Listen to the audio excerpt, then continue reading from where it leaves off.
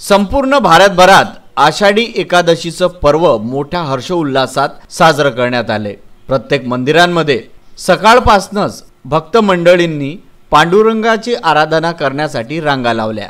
तसेच अमरावती शहरापासून काही अंतरावरच असलेलं विदर्भाची देवभूमी श्री क्षेत्र कौंडण्यपूर येथे भाविकांनी सकाळपासूनच दर्शनासाठी गर्दी केली। संपूर्ण गौरवशाली हिंदुस्थानचं राष्ट्र आणि हिंदुस्थान राष्ट्राचं जगातील ज्ञानपीठ म्हणून ओळखलं जातं। हिंदुस्थान राष्ट्र हे नेहमी आपल्या ज्ञानाच्या आणि विचारांच्या भरोशावर जगात ओळखलं जाते। असंच प्राचीन संस्कृती, ग्रीक संस्कृती असो किंवा कुठली संस्कृतीमध्ये हिंदुस्थानच्या प्रत्येक संस्कृतीचं नाव लोकप्रिय केलं जातं। असंच एक संस्कृती आहे ती अमरावती जिल्ह्यातील तिवसा तालुक्यातील कौंडण्यपूर आज BCN न्यूज आणि विदर्भ न्यूज चमू इथे आली आहे, जी श्री क्षेत्र कौंडण्यपूर येथे रुक्मिणीचं माहेर आहे। त्या रुक्मिणीच्या माहेरासोबत आज जोडली आहे। इथे अनेक भाविकांची सकाळपासून गस्त घातली होती। आज महाराष्ट्राचा वर्षोत्सव अर्थातच आषाढी एकादशी, त्या आषाढी एकादशीनिमित्त या मंदिरात भाविकांची गर्दी वाढली आहे। आषाढी एकादशीला भाविक विठ्ठल रुक्मिणी मंदिरात आपली हजेरी लावून विठ्ठलाकडे आपले साकडे घालतात। आषाढी एकादशीचे महत्त्व अनन्यसाधारण आहे। या दिवशी संपूर्ण महाराष्ट्रच नव्हे विदेशातही विठ्ठलाला भजून विनवणी करतात। हिंदू परंपरेनुसार आषाढी महिना संपूर्ण श्रावण महिन्याची सुरुवात होते, म्हणून आषाढीला ठिकठिकाणी विठ्ठल रुक्मिणी मंदिरात हा उत्सव साजरा केला जातो।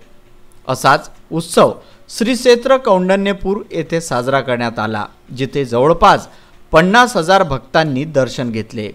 यावेळेस कौंडण्यपूर येथे VCN न्यूजने हजेरी लावून श्री क्षेत्र कौंडण्यपूर येथील श्री विठ्ठल रुक्मिणी मंदिराचे अध्यक्ष अवाडकर तसेच सचिव यांची भेट घेऊन मंदिराचा इतिहास आणि संस्थांची विविध उपक्रमे जाणून घेतली। आज आपण देवभूमी अमरावतीमधली जी विदर्भाची देवभूमी म्हणून ओळखली जाते ती देवभूमी कौंडण्यपूर, या कौंडण्यपूर संस्थानचे अध्यक्ष नाबा अमाळकर साहेब यांच्याशी आपण जोडला आहोत। यांच्याकडून या कौंडण्यपूर संस्थानचा इतिहास आपण थोडक्यात जाणून घेऊयात। कौंडण्यपूर हे विदर्भ कन्या रुक्मिणी मातेचं माहेर आहे। राजा दशरथाचं राजधानीचे शहर आहे आणि या कौंडण्यपूरमध्ये जसे रुक्मिणीचं माहेर आहे तसंच 5 सतीचं जन्मस्थान आहे। नाथ संप्रदायाचे जे चौरंगी नाथ होते त्यांचं सुद्धा हे जन्मस्थान आहे।